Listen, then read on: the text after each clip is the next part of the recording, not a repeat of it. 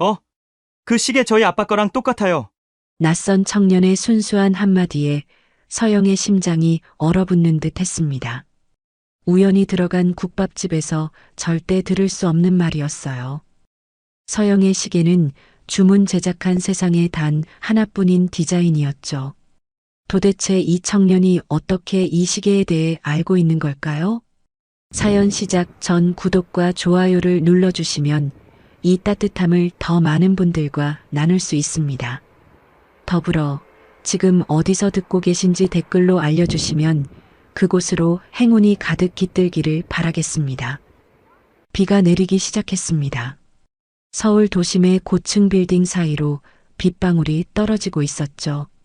한서영 회장은 검은색 벤틀리 뒷좌석에서 창밖을 바라보고 있었습니다. 50대 중반의 나이에도 여전히 빛나는 그녀의 눈동자에는 알 수 없는 공허함이 서려 있었어요. 회장님, 다음 일정은 4시에 예정되어 있습니다. 비서의 말에도 서영은 대답이 없었습니다. 그저 손목의 시계를 무심히 만질 뿐이었죠. 그 시계는 오래되었지만 여전히 정확한 시간을 가리키고 있었습니다. 잠시 차를 세워요. 서영의 갑작스러운 말에 운전기사가 당황했습니다. 네, 회장님 여기는 괜찮아요. 잠시만요. 차가 멈추자 서영은 우산도 없이 차에서 내렸습니다. 비서가 황급히 우산을 들고 따라 나왔지만 서영은 이미 몇 걸음을 앞서 걸어가고 있었죠. 빗물이 그녀의 명품 정장을 적시기 시작했지만 서영은 개의치 않았습니다. 출장 중이던 서영은 원래 곧바로 본사로 돌아가야 했습니다. 하지만 오늘따라 이상하게 마음이 허전했어요. 회의실과 서류 더미, 그리고 끝없는 결제 서류들. 그것이 그녀의 일상이었지만 가끔은 숨이 막힐 것 같은 순간들이 있었죠. 거리를 걷다가 문득 한 간판이 그녀의 눈에 들어왔습니다. 부산 돼지국밥. 서울 한복판에서는 흔치 않은 메뉴였죠. 서영의 발걸음이 저도 모르게 멈춰섰습니다. 눈빛이 잠시 흔들렸어요. 왜일까요? 그저 평범한 국밥집 간판일 뿐인데 가슴 한구석이 묘하게 아려왔습니다. 서영은 고개를 저었습니다. 피곤해서 그런 거겠죠. 최근 해외 출장이 이어지면서 제대로 쉬지 못했으니까요.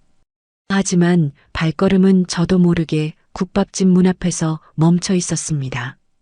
유리문 너머로 보이는 따뜻한 불빛과 김이 모락모락 피어오르는 국밥들. 그 평범하고 소박한 풍경이 왜인지 그리워 보였습니다. 결국 서영은 문을 열고 들어섰습니다. 점심시간이라 국밥집은 손님들로 북적이고 있었죠. 정장을 입은 직장인들, 작업복 차림의 노동자들, 동네 어르신들까지. 그 사이에서 명품 정장을 입은 서영의 모습은 확실히 이질적이었습니다. 몇몇 손님들이 힐끔거리며 그녀를 바라봤죠. 어서 오세요. 밝은 목소리와 함께 한 청년이 다가왔습니다. 맑은 눈동자를 가진 청년이었죠. 국밥집 유니폼을 입고 있었지만 어딘가 단정하고 지적인 느낌이 드는 얼굴이었습니다. 이름표에는 정우현이라고 적혀 있었어요. 혼자 오셨어요? 이쪽 자리로 안내해 드릴게요. 우현은 서영을 창가 자리로 안내했습니다. 서영은 묵묵히 자리에 앉았죠. 비서가 황급히 따라 들어왔지만 서영은 손짓으로 밖에서 기다리라는 신호를 보냈습니다. 오늘만큼은 혼자 있고 싶었어요. 뭐 드실까요? 저희 집은 돼지국밥이 제일 유명한데 처음이시면 특국밥 추천드려요. 우연히 주문을 받기 위해 펜을 들었습니다. 서영은 잠시 메뉴판을 보다가 고개를 들었죠. 특국밥 하나 주세요. 네, 알겠습니다. 다대기는 직접 넣으실 거죠? 김치랑 깍두기는 셀프바에 있고요. 우연히 주문을 메모하려다 문득 시선이 멈췄습니다. 서영의 손목에서 빛나는 시계가 눈에 들어온 거였죠. 우연의 눈이 커졌습니다. 펜을 든 손이 잠시 멈췄어요. 손님. 우연의 목소리가 떨렸습니다. 마치 믿을 수 없는 것을 본 사람처럼 눈을 깜빡였죠. 서영이 의아한 표정으로 우연을 바라봤습니다. 왜 그러세요? 아니, 그게 손님 시계 말인데요. 우연은 여전히 서영의 시계를 뚫어져라 바라보고 있었습니다. 그 시선이 너무 강렬해서 서영은 무의식적으로 소매로 시계를 가렸죠. 시계가 왜요? 정말 신기한데요. 그 시계, 저희 아버지가 가지고 계신 시계랑 똑같아요. 순간 서영의 얼굴이 미세하게 굳어졌습니다. 하지만 곧 아무렇지 않은 표정을 지으며 물었죠. 그래요? 비슷한 시계가 많죠? 아니에요. 비슷한 게 아니라 정말 똑같아요. 특히 그 다이얼 색상, 저 독특한 빛깔 말이에요. 우연은 시계를 가리키며 말을 이었습니다. 목소리에 흥분이 묻어났죠. 저 색상 정말 특이하잖아요. 은은한 청록색인데 빛의 각도에 따라서 보라색으로도 보이고 처음 봤을 때 정말 신기했거든요. 한번 보면 절대 잊을 수 없는 색이에요. 서영의 심장이 빠르게 뛰기 시작했습니다. 그 청년이 말하는 것이 맞았어요.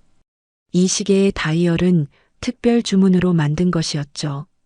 일반적인 시계에서는 절대 볼 수 없는 색상이었습니다. 아버지가 집에 고이 모셔두고 계시거든요. 정말 소중한 거라고 하시면서요. 평소엔 절대 안 차시는데 가끔 꺼내서 보시곤 해요. 닦고 또 닦으시면서요. 우연은 마치 어린아이처럼 신기해하며 계속 말했습니다. 제가 어렸을 때 한번 만져보려고 했다가 엄청 혼났었어요. 그때 아버지가 그러셨죠. 이 시계는 아버지에게 정말 소중한 거라고. 그래서 더 궁금했는데 정말 똑같은 시계를 차고 계신 분을 만나다니. 서영은 떨리는 손으로 물컵을 들었습니다. 목이 타는 것 같았어요. 아버지 성함이. 서영이 묻기 시작했지만 바로 그때 주방에서 큰 소리가 났습니다. 우연아, 주문 밀렸어. 빨리 와. 아, 네. 지금 가요. 우연히 황급히 대답하고는 서영을 향해 죄송하다는 표정을 지었습니다. 죄송해요. 손님 국밥 바로 가져다 드릴게요. 잠시만 기다려 주세요. 우연히 서둘러 주방으로 뛰어갔습니다. 서영은 그 뒷모습을 멍하니 바라봤죠. 가슴이 두근거렸습니다. 이상한 우연이었어요. 아니, 우연이라고 하기엔 너무나 기묘한 일치였죠. 서영은 시계를 내려다봤습니다. 오랜 시간이 지났지만 여전히 아름답게 빛나는 다이얼이었죠. 잠시 후 우연히 김이 모락모락 나는 국밥을 들고 왔습니다. 조심스럽게 상에 놓으며 말했어요. 맛있게 드세요. 우연히 다시 다른 테이블로 가버렸습니다. 서영은 뜨거운 국밥을 바라봤지만 도저히 숟가락을 들 수가 없었어요. 머릿속이 복잡했습니다. 손목의 시계가 묵직하게 느껴졌습니다. 서영은 시계를 꽉 움켜쥐었습니다. 그리고 천천히 숟가락을 들었죠. 뜨거운 국물이 목으로 넘어갔지만 아무런 맛도 느낄 수 없었습니다. 창밖으로는 여전히 비가 내리고 있었습니다. 빗방울이 유리창을 타고 흘러내리는 모습이 마치 눈물 같았어요. 국밥집은 여전히 시끌벅적했습니다. 우연은 바쁘게 테이블 사이를 오가며 주문을 받고 있었죠. 가끔 서영 쪽을 흘끔 쳐다보기도 했지만 더 이상 다가오지는 않았습니다. 서영은 결국 국밥을 반도 먹지 못하고 일어났습니다.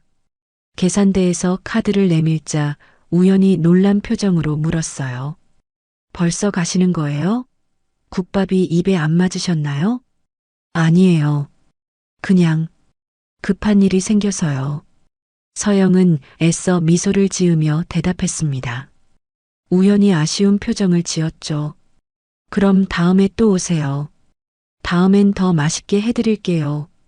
서영은 고개를 끄덕이고는 서둘러 밖으로 나왔습니다. 비는 어느새 그쳤지만 거리는 여전히 젖어 있었어요. 기다리고 있던 비서가 우산을 들고 다가왔습니다. 회장님, 괜찮으십니까? 서영은 대답 없이 차에 올랐습니다. 그리고 뒤를 돌아봤죠. 국밥집 간판이 보였습니다. 부산 돼지국밥. 그 평범한 간판 뒤에 어떤 비밀이 숨어 있는 걸까요?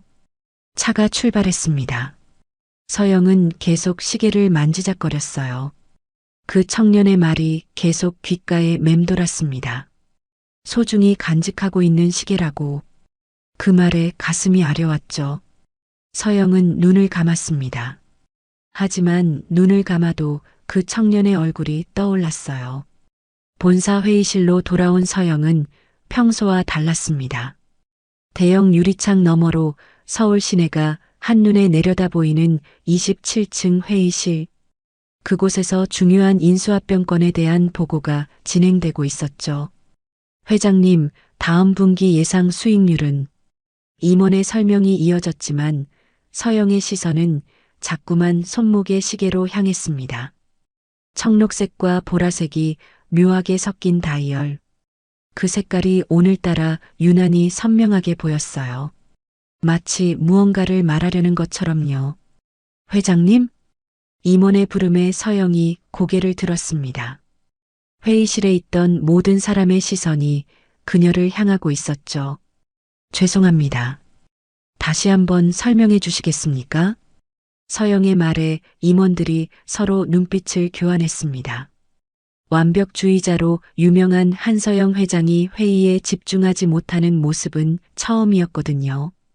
비서실장이 걱정스러운 표정으로 서영을 살폈습니다. 보고가 다시 시작되었지만 서영의 머릿속에는 계속 그 청년의 목소리가 맴돌았습니다. 아버지가 집에 고이 모셔두고 계시거든요.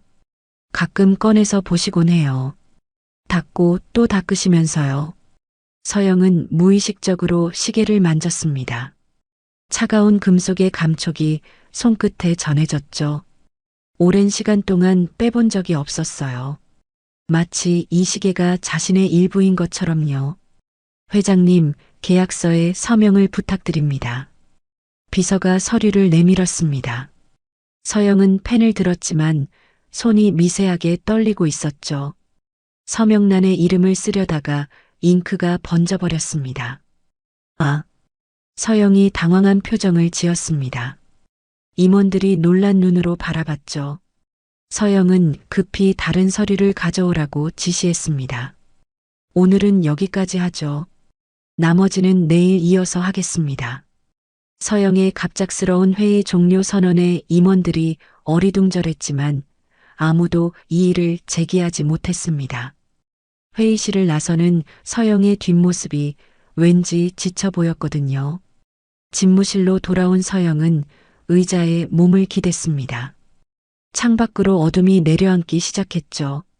도시의 불빛들이 하나둘씩 켜지고 있었습니다. 서영은 시계를 풀어 책상 위에 놓았어요. 조명 아래서 시계는 더욱 아름답게 빛났습니다. 다이얼의 색상이 각도에 따라 변하는 모습이 신비로웠죠. 서영은 시계 뒷면을 들여다봤습니다. 희미하게 새겨진 무언가가 있었어요. 오래되어 거의 보이지 않았지만 분명 거기 있었습니다. 똑똑. 노크 소리에 서영이 황급히 시계를 다시 차고 일어났습니다. 들어오세요. 비서실장이 들어왔습니다.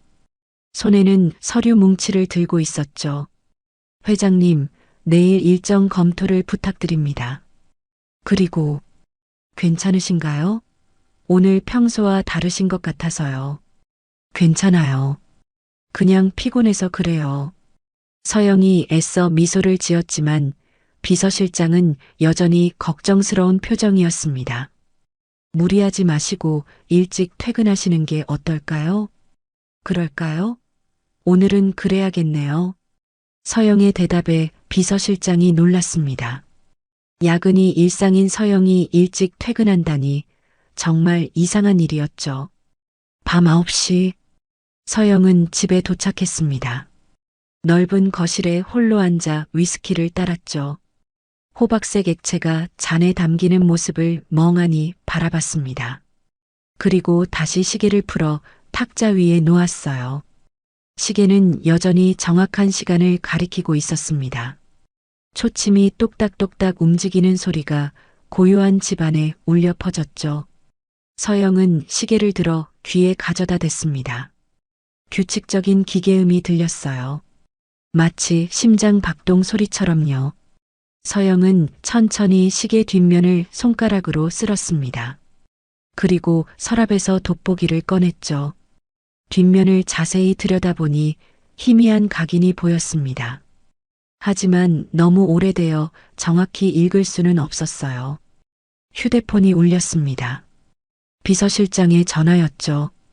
회장님, 내일 아침 이사회가 있으신 거 아시죠? 네, 알고 있어요. 그리고 혹시 오늘 점심에 어디 다녀오신 곳이 있으신가요? 운전기사가 회장님께서 혼자 어디론가 가셨다고. 서영은 잠시 침묵했습니다. 국밥집, 그곳에서 만난 청년, 그리고 시계. 그냥 잠시 산책했어요. 신경 쓰지 마세요. 전화를 끄는 서영은 시계를 다시 손목에 찼습니다. 차가운 금속이 피부에 닿자 전율이 느껴졌죠. 서영은 창밖을 바라봤습니다. 서울의 야경이 반짝이고 있었죠. 그 불빛들 사이 어딘가에 그 청년이 있을 겁니다. 그리고 그의 아버지도, 똑같은 시계를 가진 그 사람도. 손에 땀이 났어요. 심장이 빠르게 뛰었죠. 무언가 큰 일이 일어날 것 같은 예감이 들었습니다. 그리고 그 예감은 틀리지 않을 거라는 걸 서영은 본능적으로 알고 있었습니다. 한편 우연은 국밥집 아르바이트를 마치고 집으로 향했습니다. 버스를 타고 30분쯤 가면 나오는 서울 외곽의 오래된 아파트였죠. 엘리베이터도 없는 5층 건물의 4층. 계단을 오르며 우연은 오늘 있었던 일을 떠올렸습니다. 그 특이한 시계를 차고 있던 여자 손님 말이에요.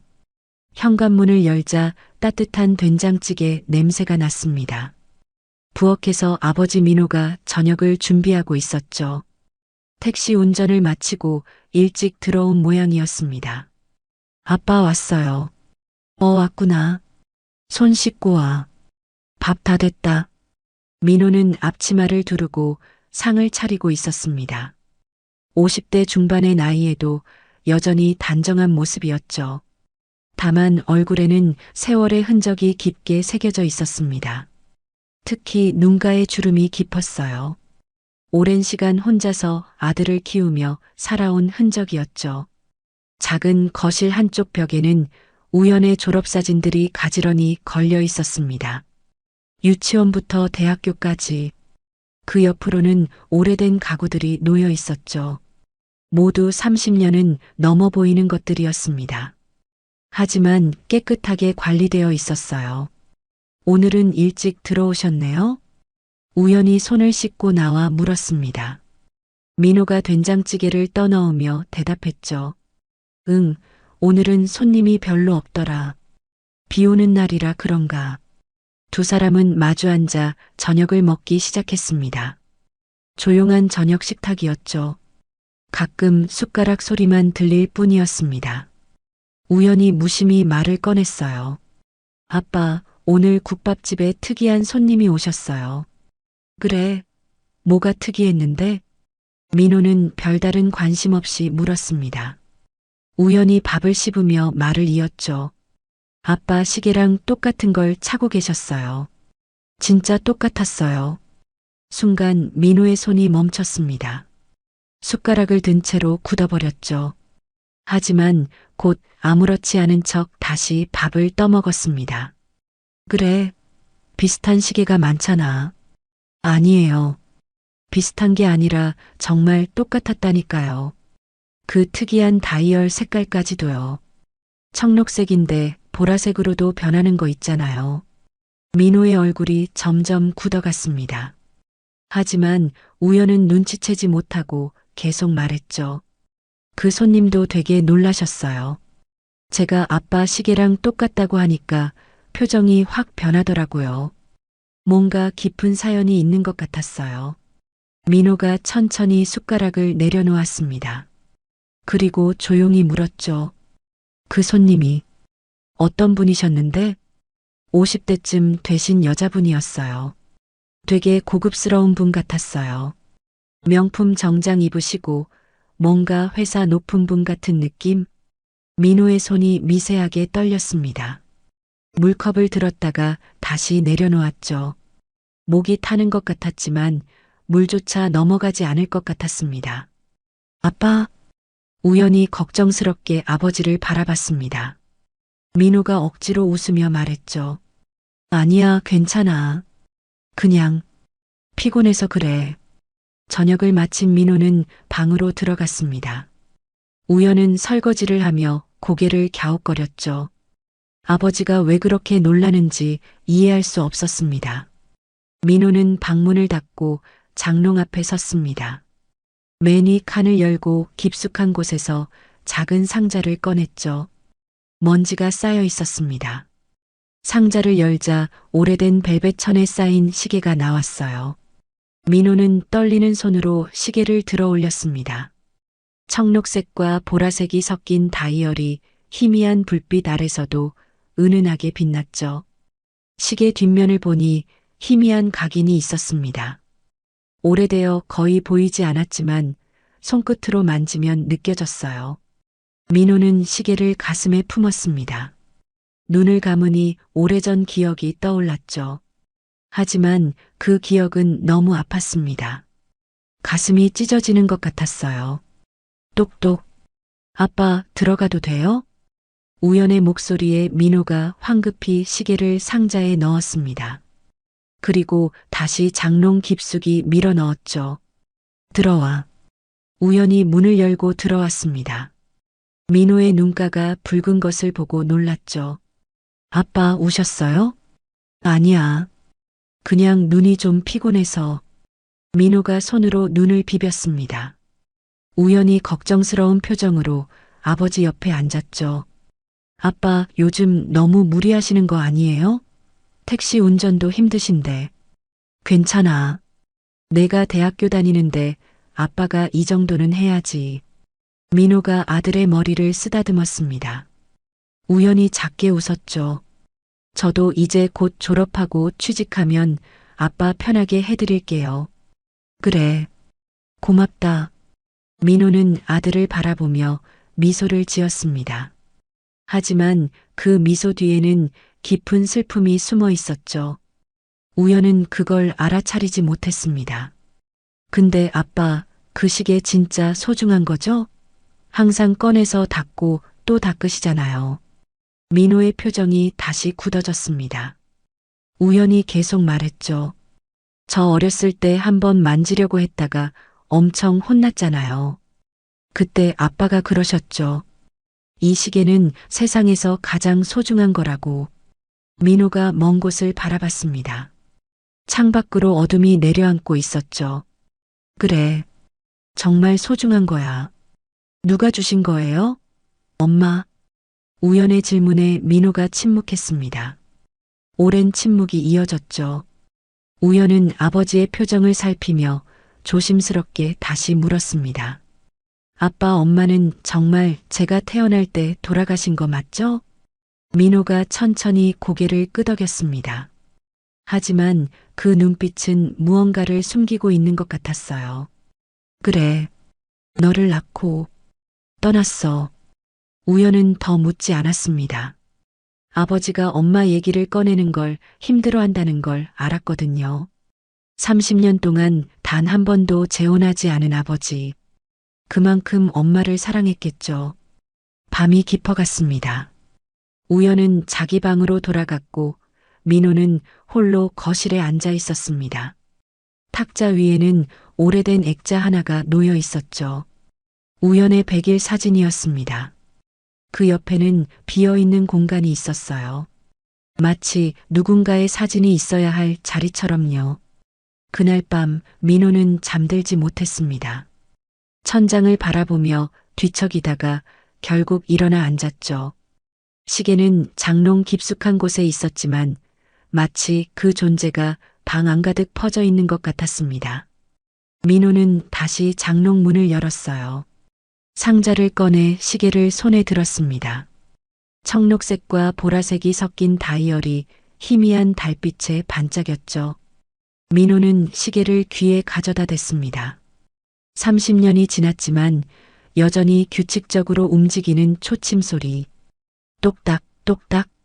그 소리를 들으며 민호는 눈을 감았습니다. 그러자 기억의 문이 서서히 열리기 시작했죠. 30년 전 봄이었습니다. 26살의 민호는 대학을 갓 졸업하고 작은 출판사에서 일하고 있었어요. 월급은 적었지만 책을 좋아하는 그에게는 행복한 직장이었죠. 어느 날 회사 근처 서점에서 한 여자를 만났습니다. 서영이었어요. 23세 서영은 대학생이었죠. 경영학을 전공하고 있었지만 문학 서적 코너에서 시집을 읽고 있었습니다. 민호는 그녀가 들고 있던 시집을 보고 말을 걸었어요. 윤동주 시인 좋아하시나 봐요. 서영이 고개를 들어 민호를 바라봤습니다. 맑고 깊은 눈동자였죠. 그 눈빛에 민호는 순간 숨이 멎는 것 같았어요. 네, 좋아해요. 특히 서시를 좋아하죠. 그렇게 시작된 인연이었습니다. 서점에서 우연히 만난 두 사람은 자연스럽게 대화를 나누게 되었고 커피를 마시러 갔죠. 그날 이후로 자주 만나게 되었습니다. 서영은 부유한 집안의 딸이었어요. 아버지 한기준 회장은 대기업을 운영하는 재벌이었죠. 하지만 서영은 처음엔 그런 배경을 숨기고 평범한 대학생처럼 민호를 만났습니다. 민호는 가난했지만 성실하고 따뜻한 청년이었어요. 서영은 그런 민호에게 점점 끌렸죠. 민호 씨는 꿈이 뭐예요? 한강 둔치를 걸으며 서영이 물었습니다. 봄바람이 불어와 서영의 머리카락이 흩날렸죠.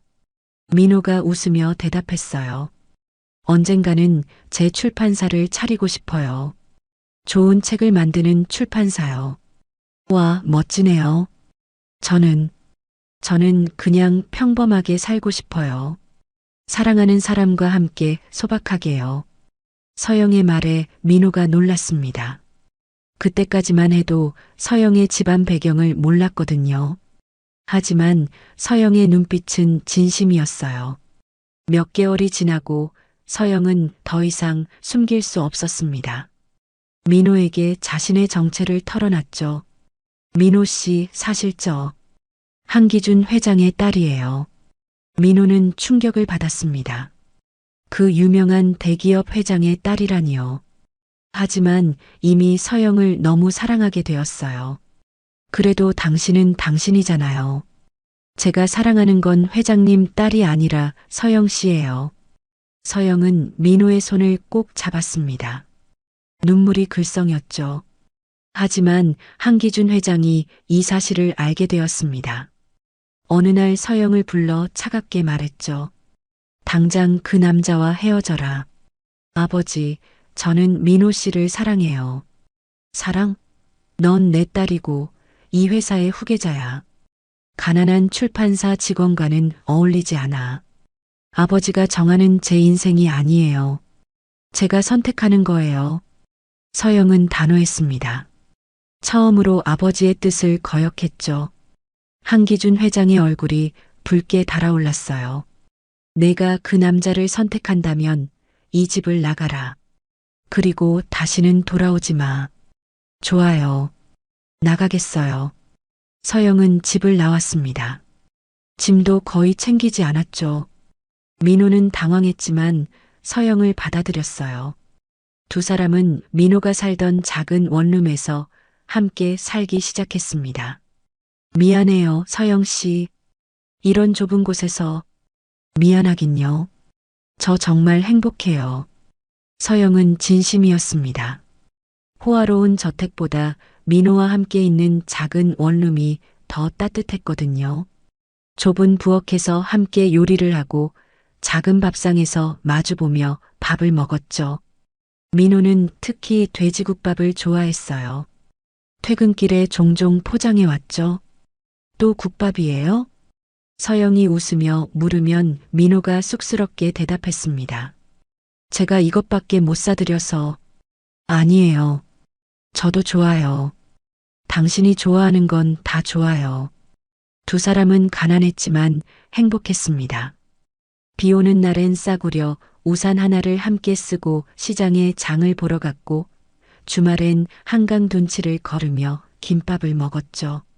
어느 날 서영이 특별한 선물을 준비했어요. 정성껏 포장된 상자를 민호에게 건넸죠. 뭐야 이게?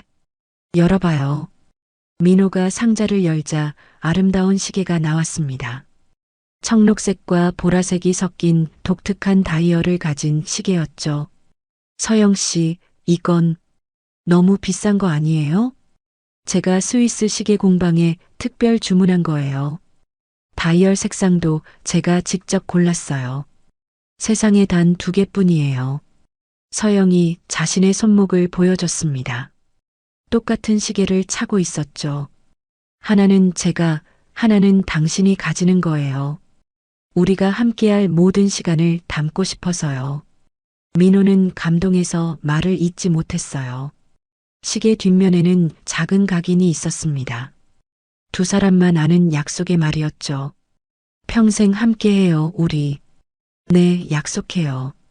두 사람은 서로를 꼭 안았습니다. 그때까지만 해도 이 행복이 영원할 줄 알았어요. 2년 후 서영이 임신을 했습니다. 두 사람은 기뻐서 울었죠.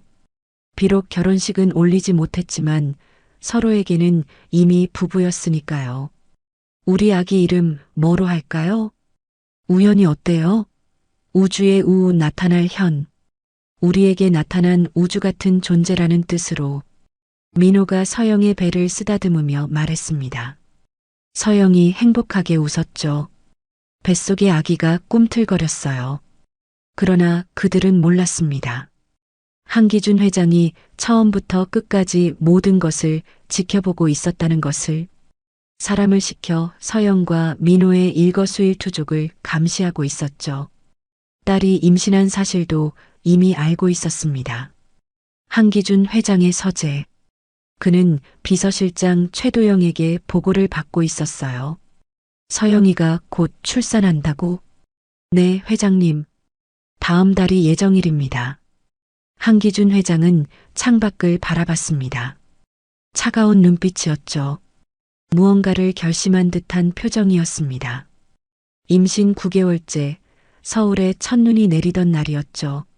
서영은 만삭의 몸으로 작은 원룸 창가에 앉아 눈을 바라보고 있었어요. 민호는 출판사에서 야근을 하고 있었습니다. 연말이라 일이 많았거든요. 갑자기 배가 아프기 시작했습니다. 처음엔 가벼운 통증이었지만 점점 심해졌어요. 서영은 침대에 누워 숨을 고르려 했지만 통증은 더욱 심해졌죠. 그리고 다리 사이로 뭔가 흐르는 느낌이 들었습니다. 비었어요. 안 돼. 아직 시간이 남았는데.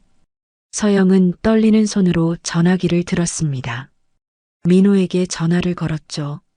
민호 씨, 나 피가 나요. 아기가. 전화를 받은 민호는 모든 것을 던져두고 뛰어나왔습니다. 택시를 잡아타고 집으로 향했어요. 서영은 침대에 쓰러져 있었습니다. 얼굴이 창백했죠. 민호는 서영을 안아들고 다시 택시를 탔습니다. 아저씨, 제발 빨리 가주세요. 병원으로요. 택시기사도 상황의 심각성을 알아차리고 속도를 냈습니다. 서영은 민호의 품에서 가쁜 숨을 쉬고 있었어요. 의식이 희미해지고 있었죠. 서영 씨, 정신 차려요. 조금만 참아요. 병원에 도착하자 의료진이 뛰어나왔습니다. 서영은 곧바로 응급실로 실려갔죠. 의사가 심각한 표정으로 민호를 바라봤습니다. 산모 상태가 매우 위험합니다. 태반 조기 박리로 보여요. 지금 당장 응급 제왕절개를 해야 합니다. 민호는 무너질 것 같았습니다. 손이 떨렸고 다리에 힘이 풀렸어요. 하지만 꿋꿋이 서 있었죠. 서영과 아기를 위해서요. 제발, 제발 둘 다 살려주세요. 최선을 다하겠습니다. 수술실 불빛이 켜졌습니다. 민호는 복도에서 기다렸어요. 의자에 앉을 수도 없었습니다. 계속 서성거리며 기도했죠. 시간이 영원처럼 느껴졌어요. 그때였습니다. 복도 끝에서 검은 정장을 입은 남자가 나타났어요. 최도영이었죠. 한기준 회장의 비서실장이었습니다. 민호는 그를 알아봤어요. 언젠가 서영과 함께 있을 때 멀리서 본 적이 있었거든요. 최도영은 천천히 걸어와 민호 옆에 섰습니다. 아무 말 없이 수술실을 바라봤죠. 민호는 불안한 마음에 그를 쳐다봤습니다. 왜 여기 계신 겁니까? 최도영은 대답하지 않았습니다. 그저 차가운 표정으로 서 있을 뿐이었죠. 1시간이 지났습니다. 수술실 문이 열리고 의사가 나왔어요. 하지만 이상했습니다. 의사는 민호를 지나쳐 최도영에게 먼저 다가갔거든요. 그리고 고개를 숙여 속삭였습니다. 비서실장님, 산모는 혼수 상태입니다. 하지만 살 것 같습니다. 아이도 무사히 태어났습니다. 최도영이 의사를 한쪽으로 데리고 갔습니다. 민호는 불안한 마음에 그들을 따라갔죠. 복도 구석에서 최도영이 의사에게 말했습니다. 회장님의 뜻 아시죠? 네, 알고 있습니다. 그럼 알아서 처리하십시오. 민호는 충격으로 온몸이 굳어버렸습니다. 무슨 말인지 알 것 같았어요. 서영의 아버지, 한기준 회장이 무언가 지시를 내린 것이었죠. 잠깐만요. 민호가 소리쳤습니다. 최도영이 돌아봤어요. 차가운 눈빛이었죠. 무슨 말씀을 하시는 겁니까? 제 아이 얘기를 하시는 건가요? 최도영이 민호를 위아래로 훑어봤습니다. 그리고 낮은 목소리로 말했죠. 그 아이는 이 집안의 혈통이 될 수 없습니다. 회장님께서는 그 아이가 세상에 존재하는 걸 원하지 않으십니다. 민호의 얼굴이 하얗게 질렸습니다. 다리가 후들거렸어요. 그는 최도영 앞으로 다가갔습니다. 그럴 수는 없어요. 그건 살인이에요. 조용히 하십시오. 이미 결정된 일입니다. 최도영이 돌아서려는 순간 민호가 그의 팔을 붙잡았습니다. 그리고 무릎을 꿇었어요. 병원 복도에 털썩 주저앉아 최도영의 바짓단을 붙잡았습니다. 제발, 제발 부탁드립니다. 민호의 목소리가 떨렸습니다. 눈물이 흘러내렸죠. 제가 잘못했습니다. 제가 서영 씨를 사랑한 게 잘못이라면 제가 벌을 받겠습니다. 하지만 아이는 아무 죄가 없어요. 최도영은 무릎 꿇은 민호를 내려다봤습니다. 젊은 남자가 자신의 발 앞에 엎드려 울고 있었어요. 제발이요. 아이만은 살려주세요. 제가 뭐든 하겠습니다. 서영 씨와 헤어지라면 헤어지겠습니다. 영원히 사라지라면 사라지겠습니다. 민호는 이마를 바닥에 대고 울었습니다. 자존심도 체면도 다 버렸어요. 오직 아이를 살리고 싶은 마음뿐이었죠. 제 목숨을 가져가셔도 좋습니다. 대신 아이만은, 제발 아이만은 살려주세요. 최도영의 표정이 미세하게 변했습니다. 한 남자가, 한 아버지가 자식을 위해 모든 것을 버리는 모습이 그의 마음을 흔들었어요. 한참을 침묵하던 최도영이 입을 열었습니다. 정말 모든 것을 포기할 수 있습니까? 민호가 고개를 들었습니다. 눈물로 얼룩진 얼굴이었지만 눈빛은 확고했어요. 네. 서영 씨를 다시는 만나지 않겠습니다. 아이도 데려가겠습니다. 저 혼자 키우겠습니다. 평생 그 약속을 지킬 수 있습니까? 단 한 번이라도 나타나면 그땐 정말로 아이도 당신도 무사하지 못할 겁니다. 맹세합니다. 절대로 나타나지 않겠습니다. 최도영은 오랫동안 민호를 바라봤습니다. 그리고 결정을 내렸죠. 신생아실로 가십시오. 아이를 데려가되 지금 당장 사라지십시오. 그리고 영원히 나타나지 마십시오.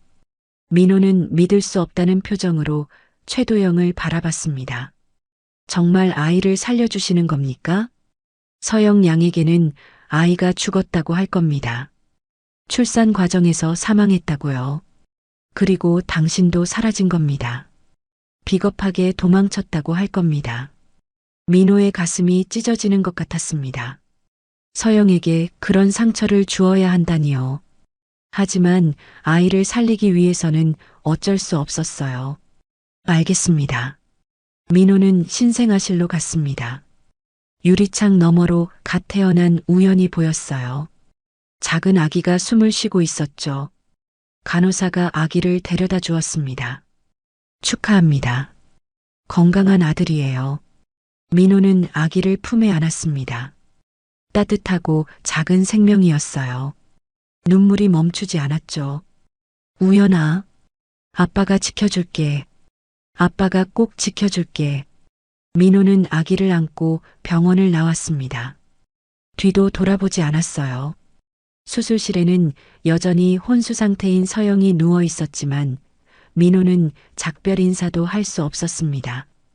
눈이 내리고 있었어요. 민호는 아기를 품에 꼭 안고 걸었습니다. 갓 태어난 아기를 데리고 갈 곳도 준비된 것도 없었지만 일단 살아야 했어요. 아기를 위해서요. 며칠 후 서영이 깨어났습니다. 첫 마디가 아기를 찾는 것이었어요. 아기, 내 아기는요? 최도영이 차갑게 대답했습니다. 죽었습니다. 출산 중에 사망했습니다. 서영의 비명이 병실을 가득 채웠습니다. 그리고 민호를 찾았죠. 민호 씨는요? 민호 씨는 어디 있어요? 그 남자는 떠났습니다. 당신과 아이를 버리고 도망쳤습니다. 서영은 믿을 수 없다는 표정으로 최도영을 바라봤습니다. 그리고 다시 의식을 잃었어요. 모든 것을 한순간에 잃은 충격을 견딜 수 없었던 거죠. 다음 해 봄, 서영은 아버지의 저택으로 돌아왔습니다. 하지만 예전의 서영이 아니었어요. 영혼이 빠져나간 것처럼 텅 빈 눈동자로 하루하루를 보내고 있었죠. 방에 틀어박혀 커튼도 치지 않은 채 어둠 속에서 지냈습니다. 한기준 회장은 딸의 방 앞에 서서 문을 노크했습니다. 서영아, 밥은 먹어야지. 대답이 없었어요. 회장은 한숨을 쉬며 돌아섰죠. 최도영이 복도에서 기다리고 있었습니다. 서영이가 계속 저러네. 이제 그만 일어났으면 좋겠는데. 시간이 필요하실 겁니다, 회장님. 한기준 회장은 고개를 끄덕였습니다. 하지만 마음 한구석이 불편했어요. 딸을 위한 선택이었다고 믿었지만 결과적으로 딸을 망가뜨린 것 같았거든요. 한편 민호는 서울을 떠나 지방 소도시로 내려갔습니다. 갓난아기를 데리고 갈 곳이 없었어요. 다행히 고향의 먼 친척이 도와주었죠. 작은 단칸방을 얻고 택시 운전을 시작했습니다. 새벽 4시에 일어나 우유를 타고 기저귀를 갈고 아기를 어르고 달래며 하루를 시작했어요. 낮에는 이웃집 할머니에게 우연을 맡기고 택시를 운전했죠. 밤에는 다시 아기를 데리고 와서 돌봤습니다. 우연아, 아빠밖에 없어서 미안해. 민호는 잠든 우연의 작은 손을 잡으며 속삭였습니다. 아기는 평화롭게 잠들어 있었어요. 민호는 시계를 꺼내봤습니다.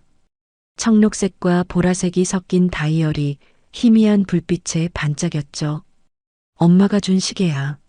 언젠가는 내가 엄마를 만날 수 있을까? 하지만 민호는 고개를 저었습니다. 약속은 약속이었으니까요. 우연을 살리기 위해 모든 것을 포기한 약속이었죠. 시간이 흘렀습니다.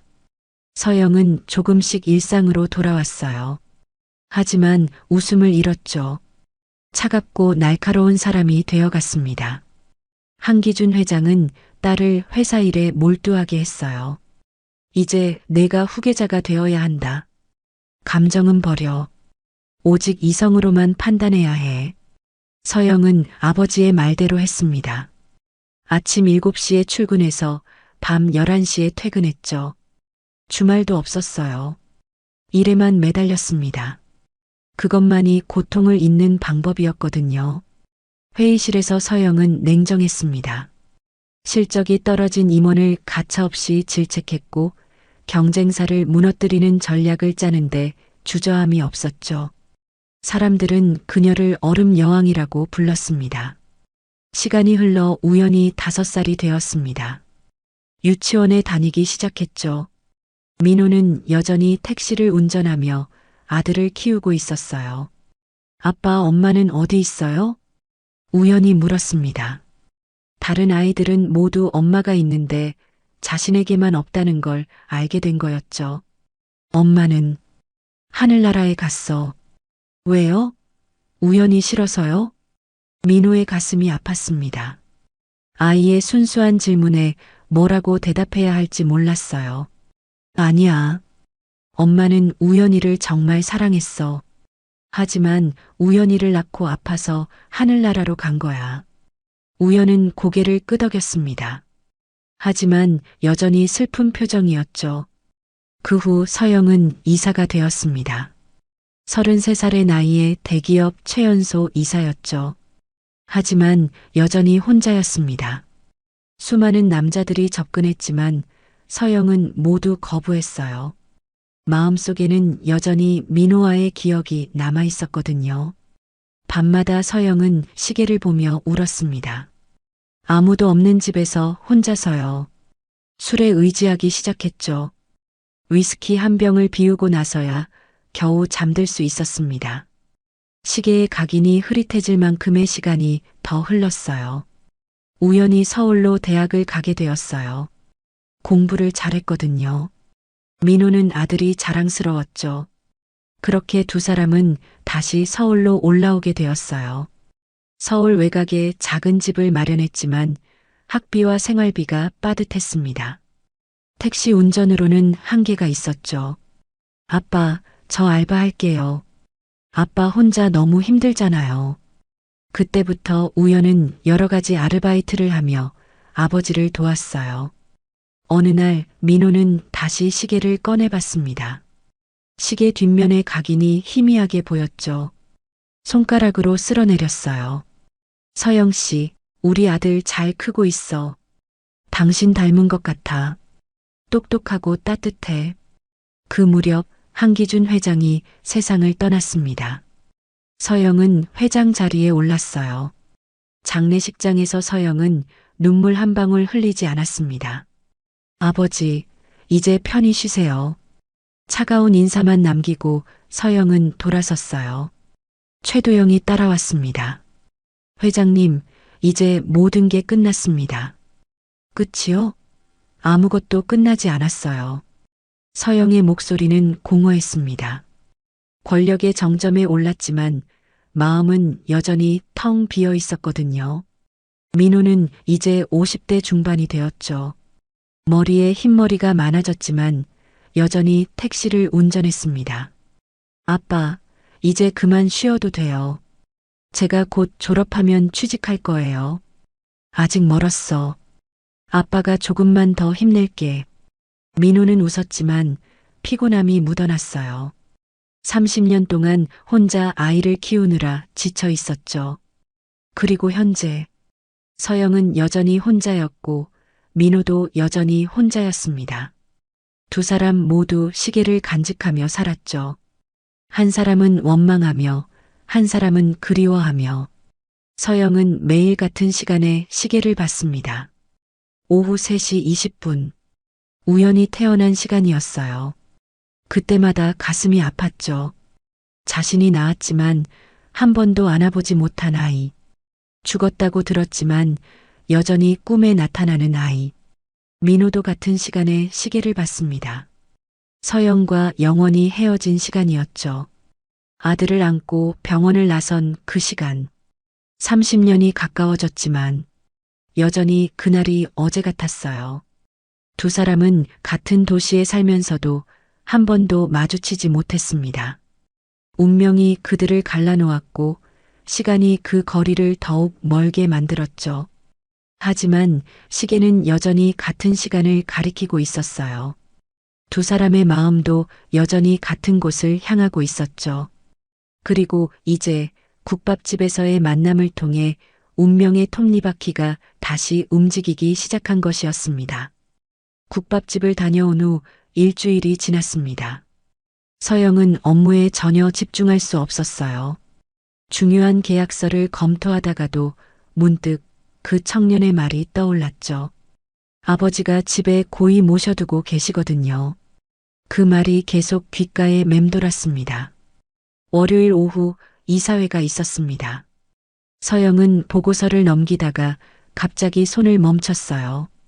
페이지에 적힌 숫자들이 흐릿하게 보였죠. 머릿속에는 오직 그 시계 생각뿐이었습니다. 회장님, 괜찮으십니까? 재무이사가 걱정스럽게 물었습니다. 서영이 정신을 차리고 고개를 들었어요.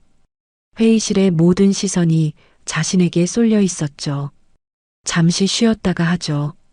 서영의 말에 임원들이 놀랐습니다. 회의 중에 휴식을 요청한 적이 한 번도 없었거든요. 날이 지날수록 더 심해졌어요. 비서가 가져온 커피를 마시다가 손에서 놓쳐 서류에 쏟았습니다. 중요한 계약서였는데도 서영은 멍하니 젖은 서류를 바라보기만 했죠. 매일 밤 서영은 잠을 이룰 수 없었습니다. 침대에서 일어나 거실로 나왔어요. 시계를 벗어 탁자 위에 놓고 한참을 들여다봤죠. 청록색과 보라색이 섞인 다이얼이 어둠 속에서도 은은하게 빛났습니다. 결국 서영은 결심했어요. 더 이상 이렇게 지낼 수는 없었습니다. 비서에게 오후 일정을 취소하라고 지시했죠. 회장님, 오후에 중요한 미팅이 취소해요. 모두. 비서는 놀랐지만 지시대로 했습니다. 서영은 차에 올라 운전기사에게 말했어요. 지난번 그 국밥집으로 가주세요.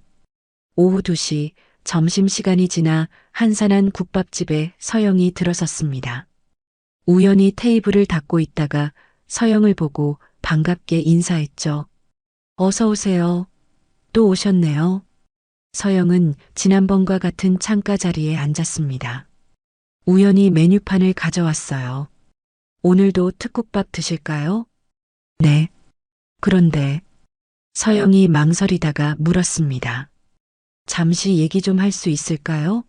지난번에 시계 얘기를 하다가 끝났잖아요. 우연히 주변을 둘러봤습니다. 손님이 별로 없었어요. 사장님께 양해를 구하고 서영 맞은편에 앉았죠. 네, 괜찮아요. 뭐가 궁금하신데요? 서영은 손목에 시계를 풀어 테이블 위에 놓았습니다. 우연의 눈이 다시 한번 커졌어요. 정말 신기해요.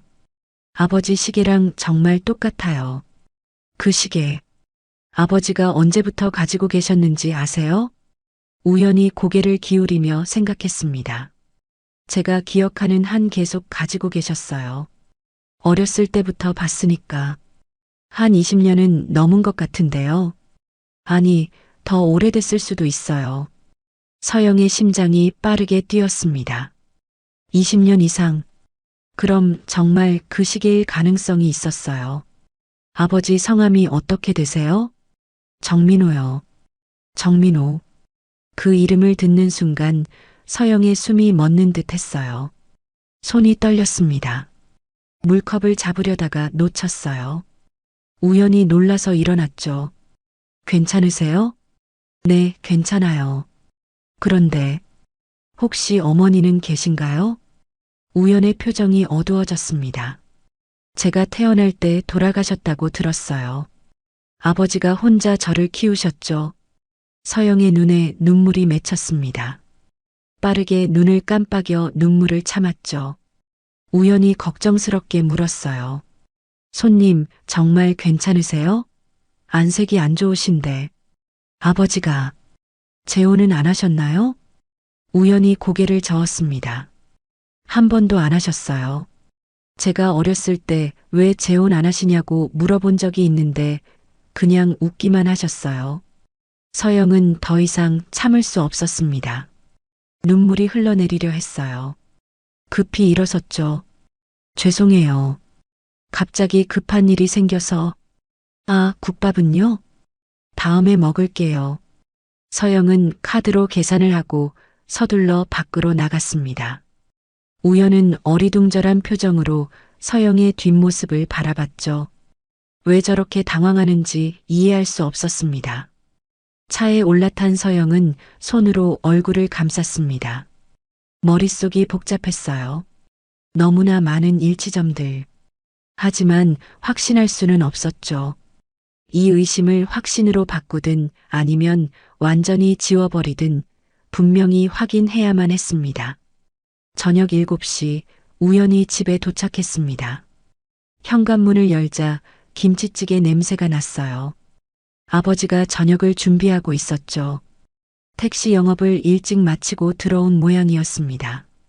아빠 왔어요. 왔구나. 오늘은 좀 늦었네. 민호가 앞치마를 두르고 상을 차리며 물었습니다. 우연히 손을 씻으며 대답했어요. 아, 국밥집에서 좀 특이한 일이 있어서요. 특이한 일? 두 사람은 밥상에 마주 앉았습니다. 민호가 김치찌개를 떠넣으며 물었죠. 우연히 밥을 한 숟가락 떠먹고 나서 말을 꺼냈어요. 아빠, 그 손님 있잖아요. 아빠 시계랑 똑같은 걸 차고 계셨던. 민호의 손이 멈칫했습니다. 하지만 곧 아무렇지 않은 척 밥을 떠먹었죠. 아, 그 손님? 또 오셨어? 네, 오늘 또 오셨는데요. 되게 이상하셨어요. 민호가 천천히 숟가락을 내려놓았습니다.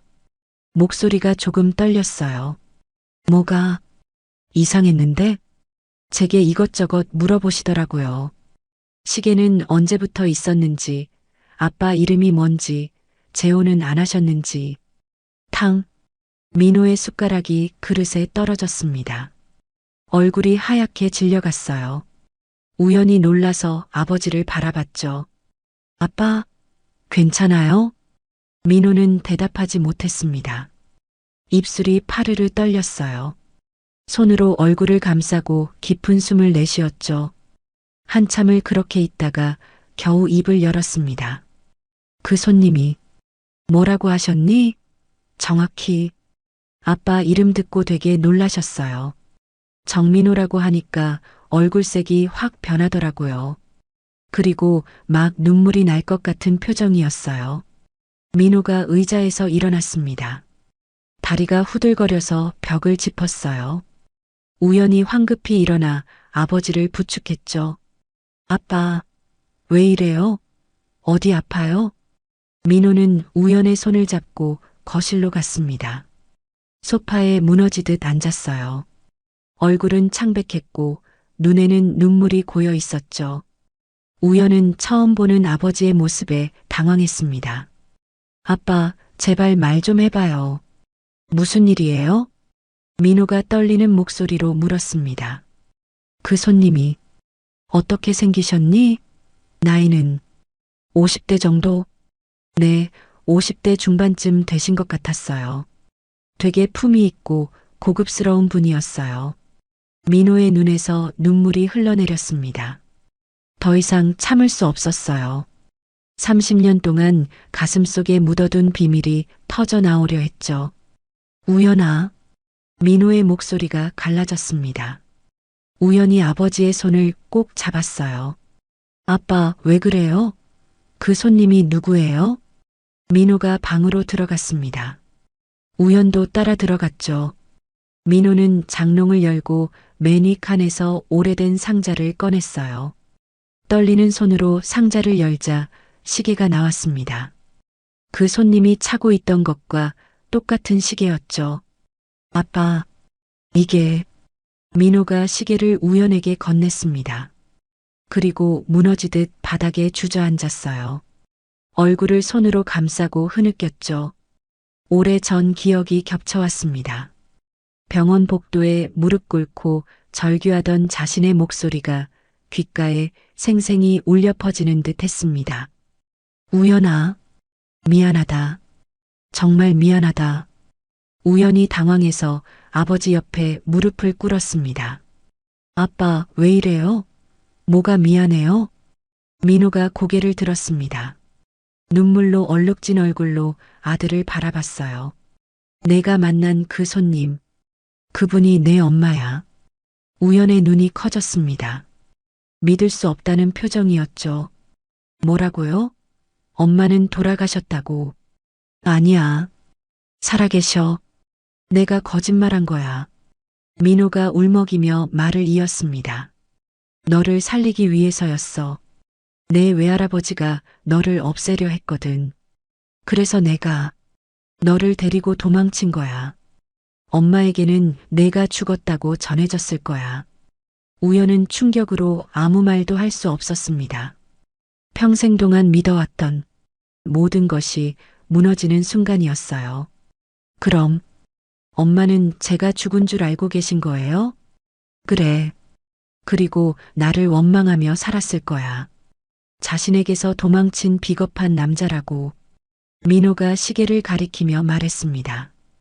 이 시계는 내 엄마가 준 거야. 우리가 함께할 모든 시간을 담고 싶다고. 세상에 단 2개뿐인 시계라고 했어. 우연의 눈에도 눈물이 흘렀습니다.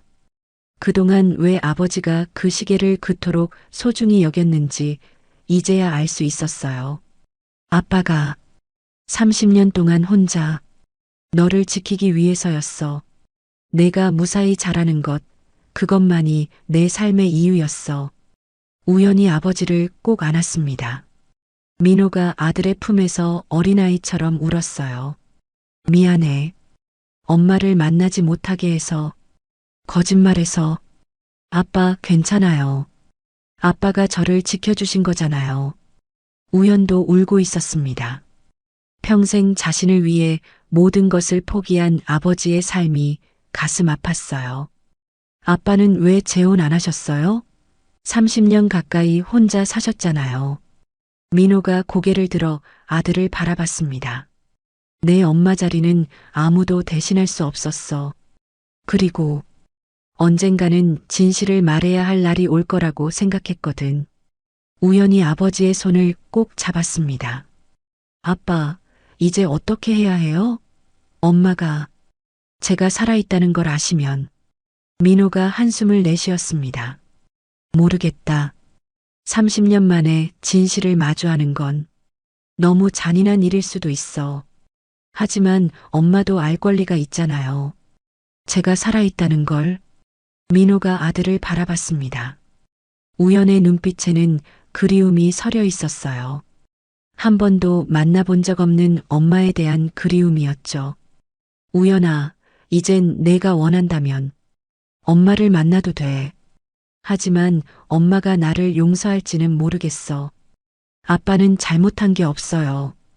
저를 살리려고 그러신 거잖아요. 민호가 쓸쓸하게 웃었습니다. 그래도 내 엄마 입장에서는 모든 것을 빼앗아간 사람일 거야. 사랑하는 사람도 아이도. 두 사람은 한참을 안고 울었습니다. 30년의 비밀이 드러난 밤이었죠. 창밖으로는 별이 빛나고 있었지만 방 안에는 눈물만 가득했습니다. 우연히 조용히 말했습니다. 아빠 고마워요. 저를 지켜주셔서, 혼자 그 모든 걸 감당하셔서. 민호가 아들의 머리를 쓰다듬었습니다. 아빠도 고맙다. 건강하게 자라줘서, 착하게 자라줘서. 시계는 탁자 위에 놓여 있었습니다. 청록색과 보라색이 섞인 다이얼이 불빛에 반짝였죠. 30년의 시간을 간직한 시계. 이제 그 시계가 새로운 시간을 가리키기 시작했습니다. 한편 서영은 국밥집을 다녀온 후 잠을 이룰 수 없었습니다. 새벽 3시 침대에서 일어나 서재로 갔어요. 한숨을 쉬며 의자에 기댔습니다. 시계를 만지작거리며 생각에 잠겼어요. 그 청년이 말한 것들이 계속 머릿속을 맴돌았죠. 어머니는 제가 태어날 때 돌아가셨대요. 아버지가 혼자 저를 키우셨죠. 아침이 되자 서영은 비서를 불렀습니다. 정우현이라는 청년, 그리고 그의 아버지 정민호. 모든 정보를 조사해 주세요. 네, 회장님. 어떤 정보를 원하시는지요? 모든 것.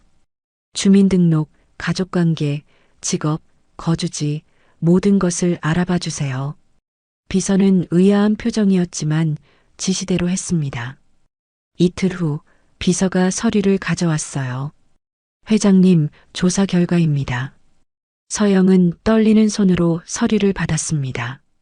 첫 장을 넘기자 정우현의 사진이 나왔어요. 국밥집에서 본 그 청년이 맞았죠. 생년월일을 본 서영의 숨이 멎는 것 같았습니다. 자신이 출산한 날짜와 정확히 일치했어요. 다음 장을 넘겼습니다. 정민호의 정보가 나왔죠. 1969년생, 현재 택시기사, 독신, 자녀 1명. 서영의 손이 떨렸어요. 나이도 맞고 이름도 맞았습니다. 혹시 정민호 씨의 출신 대학이나 이전 직업 기록이 있나요? 비서가 서류를 뒤적이며 대답했습니다. 서울대학교 국문학과를 졸업했고 한때 출판사에서 일했다는 기록이 있습니다. 서영의 눈에서 눈물이 흘러내렸습니다. 모든 게 일치했어요. 그 민호가 맞았습니다. 30년 전 자신이 사랑했던 그 사람이었죠. 그럼 정우현의 어머니는? 정보가 없습니다. 서영은 가슴이 찢어지는 것 같았습니다. 엄마에 대한 정보가 없다니. 혹시 정보를 남길 수 없었던 것은 아닐까요? 회장님, 괜찮으십니까? 비서의 목소리가 들렸지만 서영은 대답할 수 없었습니다. 비서를 내보낸 후 서영은 혼자 감정을 추스렸어요. 그리고 더 깊이 파고들기로 했습니다. 30년 전 그 병원을 찾아갔어요. 하지만 병원은 이미 오래전에 문을 닫았고 의료 기록도 찾을 수 없었죠. 며칠 동안 수소문한 끝에 서영은 당시 병원에서 일했던 간호사 1명을 찾아냈습니다. 이미 은퇴한 70대 노인이었어요. 30여 년 전 한서영이라는 산모를 기억하시나요? 간호사는 한참을 생각하다가 고개를 끄덕였습니다. 아, 기억나요. 응급으로 오셨던 젊은 산모. 참 안 됐었죠. 무슨 일이 있었나요? 출혈이 심해서 위험했어요. 그런데 이상한 일이 있었죠. 서영의 심장이 빠르게 뛰었습니다. 이상한 일이요? 아기는 분명 살아서 울음을 터뜨렸는데 나중에 보니 사망 처리가 되어 있더라고요. 그리고 아기 아버지도 사라졌고요. 그때 누가 그런 지시를 했는지 기억나세요? 간호사가 조심스럽게 대답했습니다. 검은 정장을 입은 남자가 왔었어요.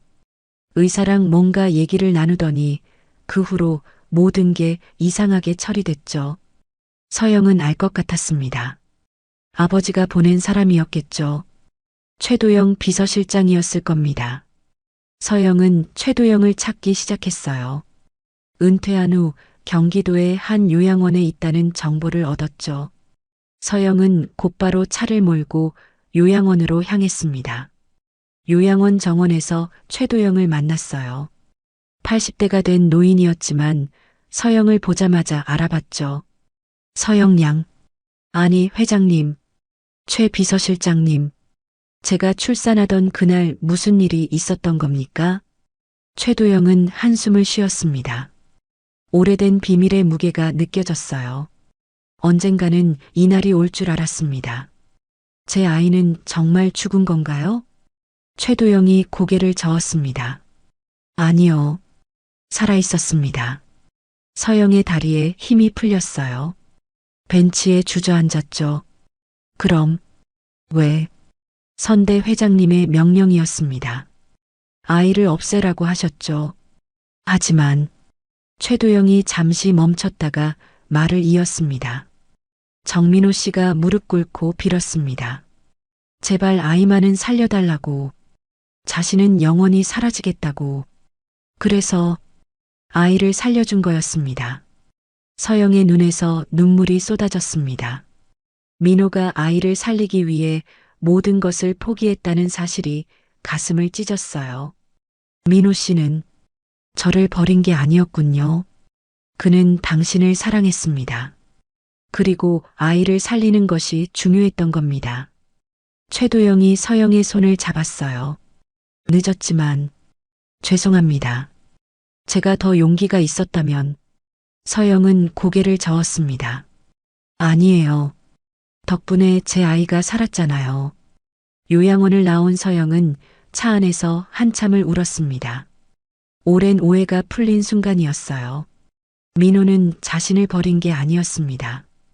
아이를 지키기 위해 희생한 거였죠. 그리고 우현. 자신이 낳은 아들이 바로 눈앞에 있었는데 몰랐던 거였습니다.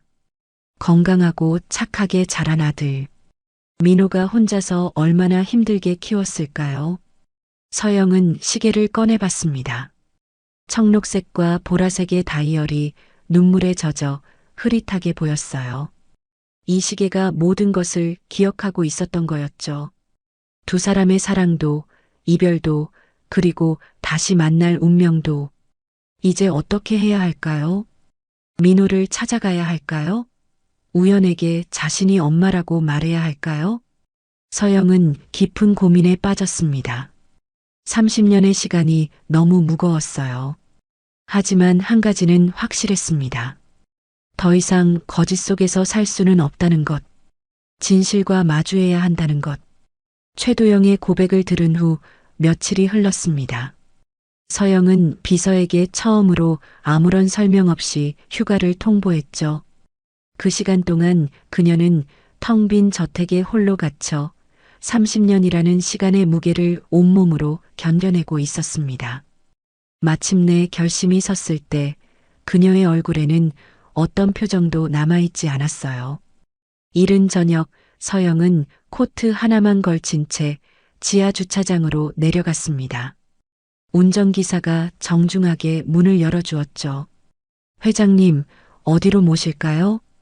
서영은 잠시 말을 고르는 듯 입술을 달싹이다가 익숙하지 않은 동네 이름이 적힌 메모를 건넸습니다. 운전기사의 눈이 잠시 흔들렸어요. 그곳은 회장님의 동선과는 전혀 어울리지 않는 서울의 낡은 변두리였으니까요. 네, 회장님, 이 주소가 맞으십니까? 네, 출발해요. 단호한 목소리의 운전기사는 더 묻지 않고 내비게이션에 주소를 입력했습니다. 차가 강남의 화려한 불빛을 뒤로하고 외곽으로 향하는 동안 차 안에는 무거운 침묵만이 흘렀습니다. 서영은 창밖으로 스쳐 지나가는 풍경들을 보며 무슨 생각을 했을까요? 차가 목적지에 도착했을 때 해는 완전히 넘어가고 어둠이 짙게 깔려 있었습니다. 금방이라도 페인트가 벗겨질 듯한 5층짜리 낡은 복도식 아파트. 서영은 차에서 내리지 않고 그저 건물을 올려다볼 뿐이었죠. 회장님, 기다릴까요? 네. 시동은 꺼도 좋아요. 여기서 좀 기다릴게요. 운전기사가 시동을 끄자 부응하는 엔진음이 사라진 차 안은 완벽한 정적에 휩싸였습니다. 이제 들리는 것이라곤 서영 자신의 심장 소리와 멀리서 간간히 들려오는 동네의 소음뿐이었죠. 시간은 더디게 흘렀습니다.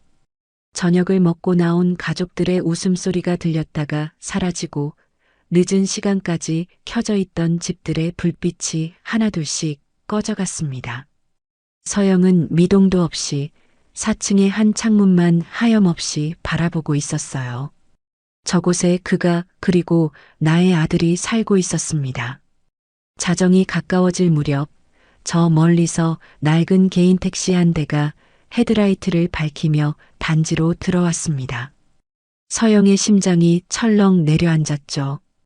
택시는 익숙하게 주차를 마쳤고 운전석에서 피곤에 절은 한 남자가 내렸습니다. 민호였어요.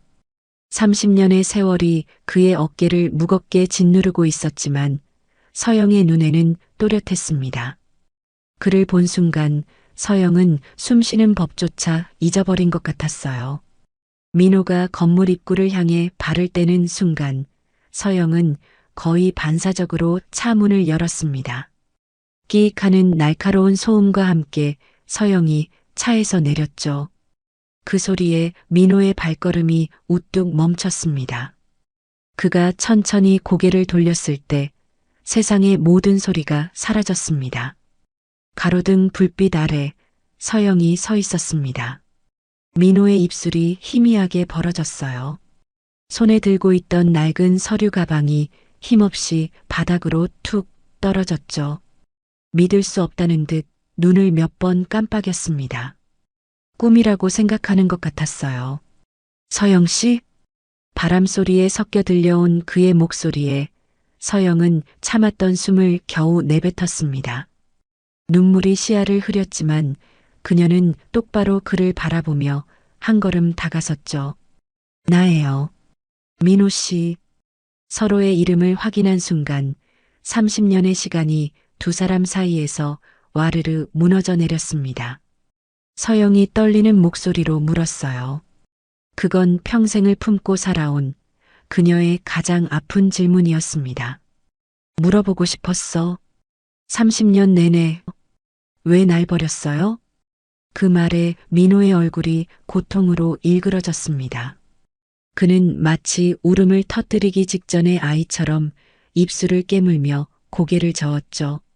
아니에요. 서영 씨 버린 게 아니라고. 민호가 울컥하며 소리쳤습니다. 내가 버린 건 내 인생이었어. 당신하고 우리 우연히 우리 아들 살리려고. 내가 버릴 수 있는 게 그것밖에 없었단 말이야. 우리 아들이라는 말. 그 말이 서영의 심장에 거대한 파도처럼 밀려들었습니다. 난 아이가 죽었다고 들었어요. 당신은 나를 버리고 도망쳤다고 그렇게만 알고 평생을 당신을 미워하는 힘으로 살았는데 그런데 우리 아이를 살린 게 당신이었다니. 서영이 다리에 힘이 풀려 주저앉으려는 순간 민호가 달려와 그녀의 팔을 붙잡았습니다. 그리고 그대로 그녀를 품에 끌어안았죠. 두 사람은 서로를 부서져라 껴안았습니다. 원망도 미움도 그리움도 모두 뜨거운 눈물이 되어 터져나왔어요. 서영은 민호의 품에 얼굴을 묻고 아이처럼 서럽게 울었고 민호는 그런 서영의 등을 연신 쓸어내리며 함께 눈물을 삼켰습니다. 낡은 아파트 단지의 차가운 밤, 두 사람의 멈춰있던 시간이 그렇게 다시 흐르기 시작했습니다. 한참의 시간이 흐른 뒤 두 사람은 아파트 단지 안차가운 벤치에 나란히 앉았습니다. 누구도 선뜻 말을 꺼내지 못했죠. 서영이 먼저 입을 열었습니다. 여전히 목소리는 젖어 있었어요. 왜 혼자였어요? 좋은 사람 만날 수도 있었잖아요. 민호는 자신의 거칠어진 손을 내려다보며 피식하고 쓸쓸하게 웃었습니다. 어떻게 그래요? 내 마음속에 당신이 그대로 있는데 어떻게 다른 사람을 난 그냥 당신이 준 이 시계랑 당신 닮은 우리 아들 얼굴 보면서 그거면 됐다고 그렇게 살았어요. 서영의 가슴이 저며왔습니다. 자신 또한 그랬으니까요. 나는 당신 미워하는 힘으로 살았어요. 독하게 마음 먹고 앞만 보고 달리면 언젠가는 당신 얼굴 잊을 수 있을 거라고. 근데 아니었어요. 그게 다 너무 그리워서 그랬나 봐요. 두 사람은 더 이상 말을 잇지 않았습니다. 하지만 침묵 속에서 서로의 고독했던 시간을 그 아팠을 마음을 온전히 느끼고 있었죠. 너무나도 다른 길을 걸어왔지만 두 사람의 마음은 단 한순간도 헤어진 적이 없었습니다. 민호와 재회하고 며칠이 지난 늦은 오후였습니다. 서영은 약속 장소인 한강이 보이는 작은 카페에 먼저 도착해 창밖을 바라보고 있었죠. 며칠 전과는 비교할 수 없을 만큼 그녀의 얼굴에는 따뜻한 생기가 돌았습니다. 곧이어 조금은 어색한 표정의 민호가 카페로 들어섰어요. 두 사람은 마주 앉아 잠시 아무 말 없이 따뜻한 찻잔만 매만졌습니다. 어색했지만 그 침묵은 더 이상 고통스럽지 않았죠. 우리 우연히. 서영이 먼저 조심스럽게 입을 열었습니다. 그녀의 목소리는 기대감으로 살짝 떨리고 있었어요. 어떻게 만나야 할까요? 갑자기 나타나서 내가 엄마라고 하면 너무 놀라지 않을까요? 민호는 그런 서영을 따뜻한 눈으로 바라보며 고개를 저었습니다. 아니에요. 우연히 이미 모든 걸 알고 있어요. 그리고 당신을 만나고 싶어 해요. 정말요? 네. 녀석도 많이 놀랐지만 지금은 당신을 기다리고 있어요. 그 말에 서영의 눈가가 붉어졌습니다. 지난 오랜 시간이 무색하게 그녀는 이제 막 사랑에 빠진 소녀처럼 설레고 불안한 표정을 짓고 있었죠. 두 사람은 며칠 뒤 조용한 호텔 라운지에서 세 사람이 함께 만나기로 약속을 잡았습니다. 약속 당일 우연은 태어나서 처음으로 가장 좋은 옷을 꺼내 입었습니다. 심장이 터질 것처럼 뛰었지만 신기하게도 무섭지는 않았어요. 아버지가 겪었을 고통, 그리고 평생 모르고 살았던 어머니의 존재를 생각하면 가슴이 저며왔지만 그 모든 것을 뛰어넘는 거대한 행복감이 온몸을 감싸고 있었거든요. 라운지에 들어서자 창가에 나란히 앉아 자신을 기다리는 두 사람이 보였습니다. 긴장한 기색이 역력한 아버지와 그런 아버지의 손을 가만히 잡아주고 있는 한 여자.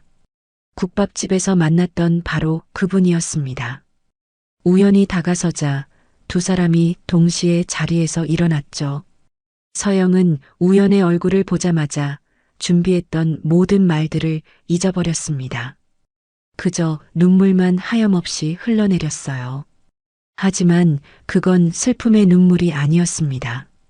오랜 시간을 돌고 돌아 마침내 아들을 마주한 경이로움과 벅찬 기쁨의 눈물이었죠.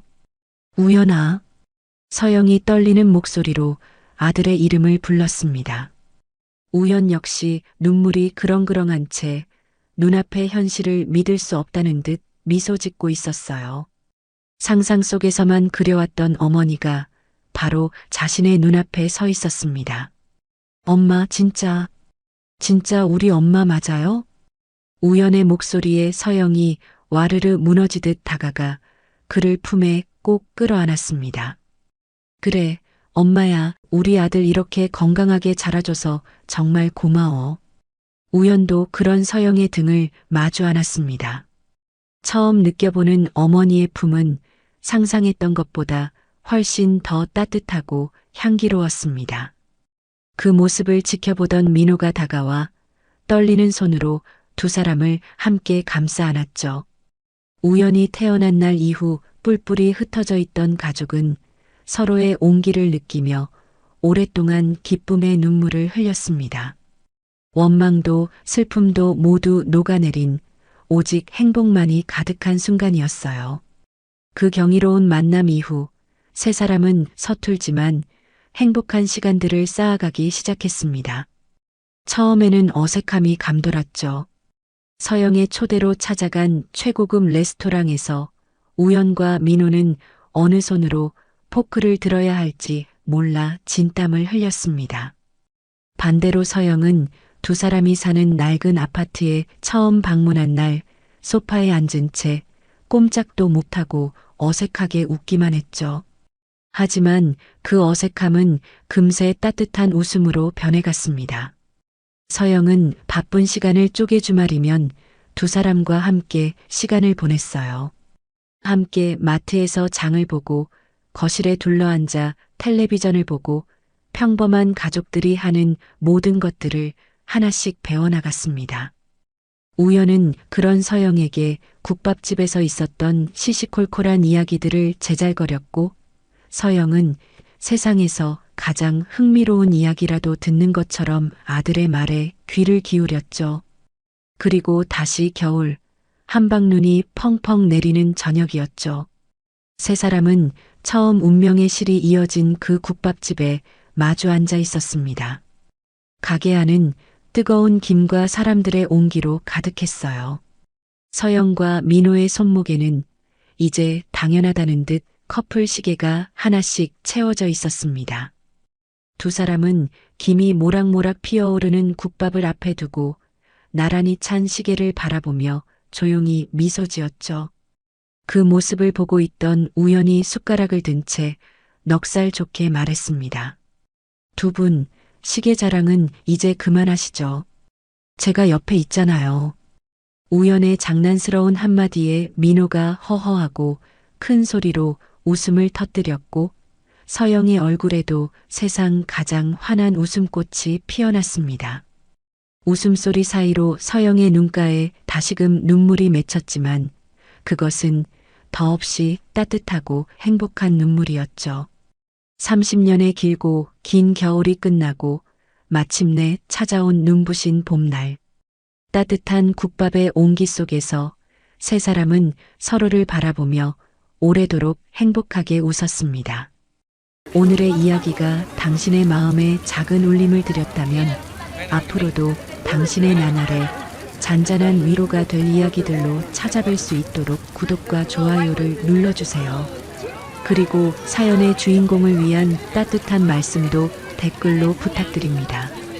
당신의 한마디가 누군가에게는 잊지 못할 선물이 됩니다. 당신의 오늘을 늘 응원합니다. 인생 나날이었습니다.